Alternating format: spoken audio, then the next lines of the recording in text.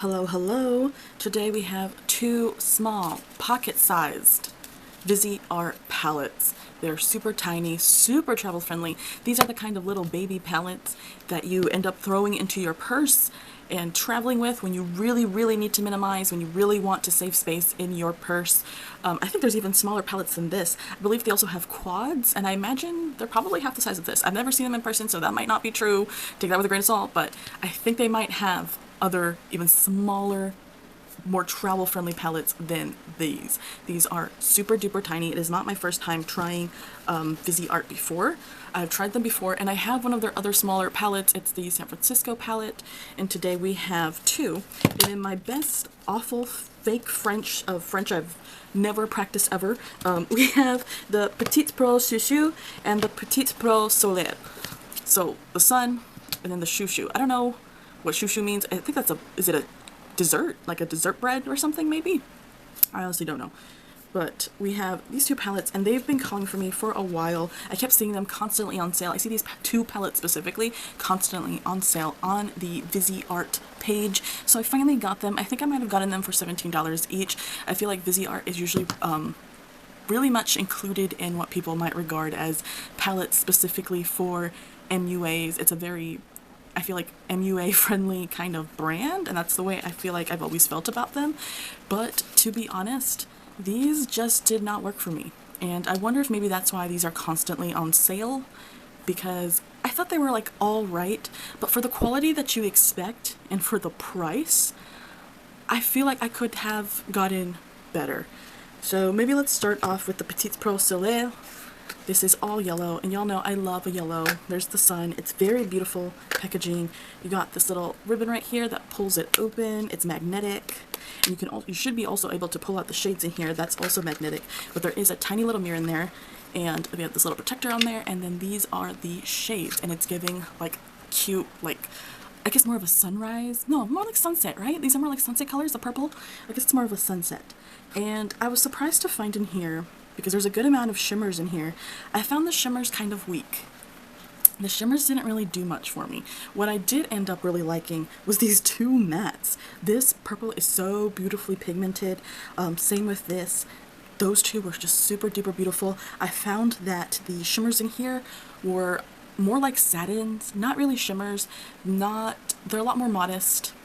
Not very like super shimmery, not even as like intense as a shimmer as like a traditional shimmer. It didn't really have that either. It's just very toned down, and maybe that's what you're into, and this might be the palette for you, but for me that kind of just bored me. I was really surprised to find that in this palette specifically. I loved these two shades, so let's swatch both of these. These are my two favorite shades in here. We have this lighter shade, and then we have this beautiful purple that is so pigmented. It's so pretty. Oh, I've thought about just keeping it for this purple, but ultimately I think I'm going to give both away. They're just not really, I don't see myself ever pulling these out again. And I know they're super travel friendly enough to like even throw in your purse, but that's not worth it to me either. Yeah, I think it's just about more like the intensity that I was expecting from these. Let's do this gold right here, and like this shade was very interesting.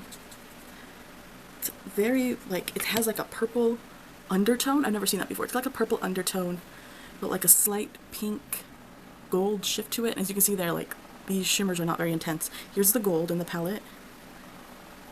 Like, the shimmers kind of remind me of the weaker shades in a Makeup Revolution palette. This shouldn't be in a Viseart palette. Like, the shimmers feel too weak. So I love those two mattes. The shimmers are weak. I'm passing this one on. This is the next one. This is the Petit Pro Chou Chou. And this one is a very pink palette. Now these two are supposed to go together. I think the idea was like sun and beach, because then you pull this one out and it's very pink. You got the starfish on there, you have popcorn, you have these kind of like the pool balls, and again you have the ribbon on there. Pull the ribbon, and you're going to see in there it has some of that information on a sticker inside as well. But you got that protectant on there, you take off the protectant, there's another mirror in there, and then here is the Petit Pro Chou Chou. And it is very pink, very peachy, kind of salmony. And in here, I think my favorite shades in here were, again, this lighter shade and this beautifully, like, very Barbie pink. I don't know why. That's what works. I like the feel of the mattes. The mattes feel quite nice. I don't understand why the shimmers are so weak. But you can get some good color payoff on that. Again, another bright color with the lightest shade in there. It does show up. And then for the shimmers, I will say the best shimmer that I tried in both of these palettes was this silver right here. So pretty. Beautifully intense. And then let's try this shade down here, because this is like supposed to be the shifting shade, but it doesn't really shift. So here is the silver. I think it's very pretty. And then we have this one, which has like a pink underbase with, again, with some sort of gold kind of sheen to it. And it really is just that. It's just a sheen. It's not really super glittery, especially compared to this. Let's turn on the light over there. Like, you can see this shade so much better than the rest. You know what I mean? Like, these two are supposed to be shimmers, and they fade so much into the background. Again, I don't see myself picking this up again, but thankfully, as you can tell here, like, I should be able to. Yeah, these are all magnetic. So you can move them around as you'd like.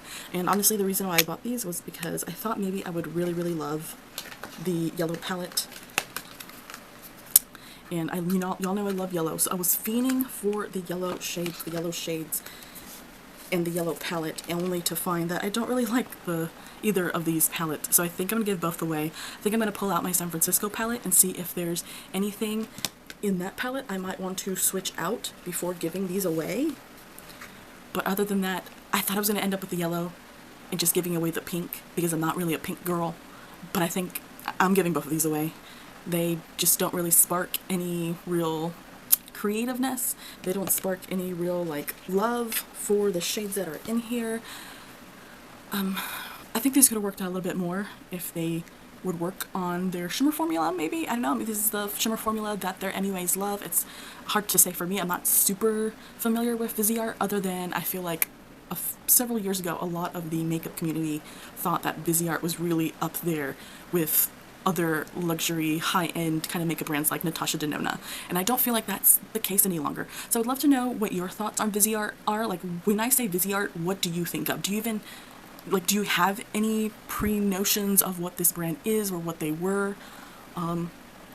These might be, I think it's going to be a while before I ever purchase anything again from Viseart. They don't really come out with new products too often.